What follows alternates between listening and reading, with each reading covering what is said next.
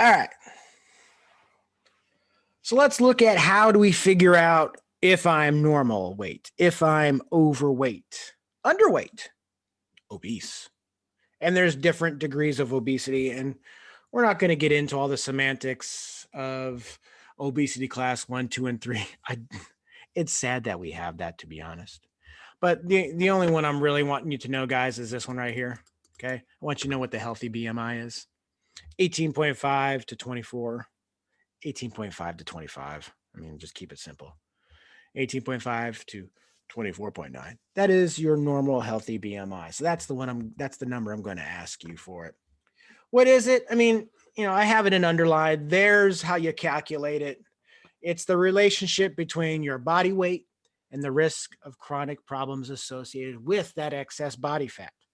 And you just figure it out by knowing your weight in kilograms and dividing by your height squared in meters. And that gets your BMI.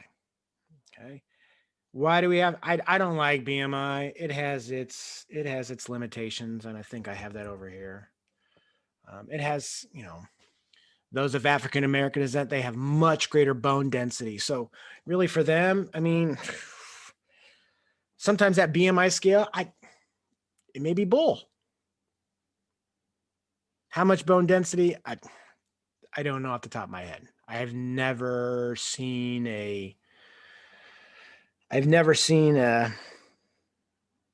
numbers to suggest that this is what you would subtract off of the BMI of somebody of African American descent to get a greater picture of what their BMI really is, if they do have greater bone density, and most of them do, unless they have osteoporosis, but that's not very common. Those who are very muscular, athletes, right? If you're somebody who lifts, who does eat well, you may have a very high BMI. Again, and that's just because of that muscle is weight. And that weight is going to show up on the scale, compared to your height. It may be excessive. So, I mean, to me, that's a huge limitation.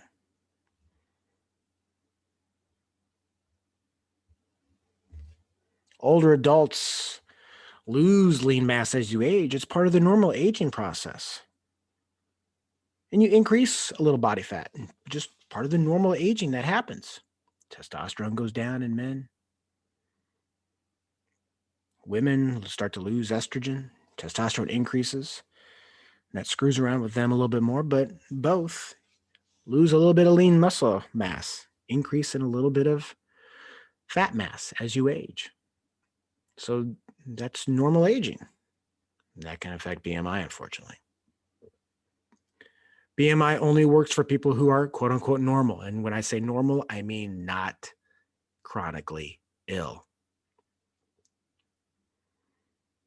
What are the vast number of older Americans chronically ill?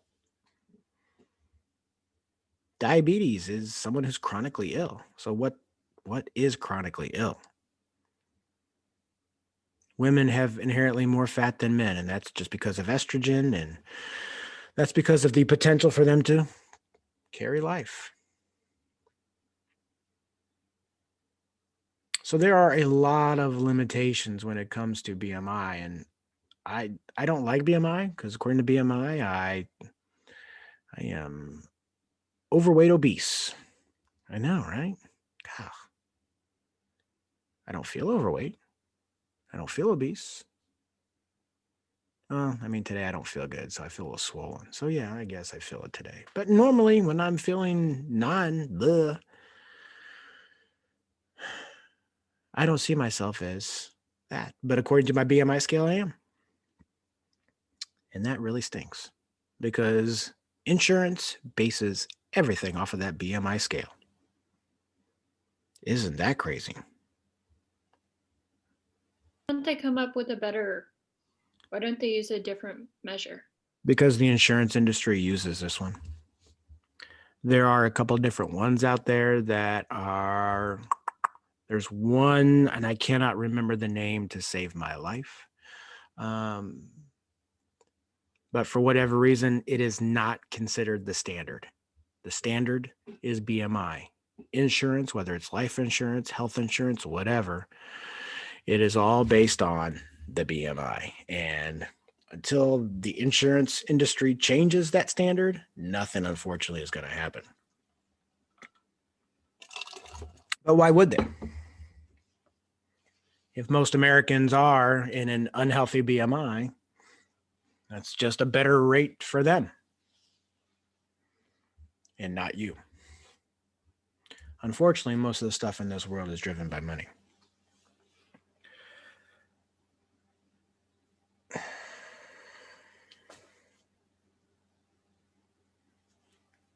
This is an interesting concept here. Normal weight, obesity. Normal body weight as measured by BMI. Okay. So these are the individuals that look thin, that look normal weighted. But when you look at their body fat, when you do a body fat analysis on them, they have a much higher percentage of body fat compared to somebody of that size, of that weight. This is a huge problem.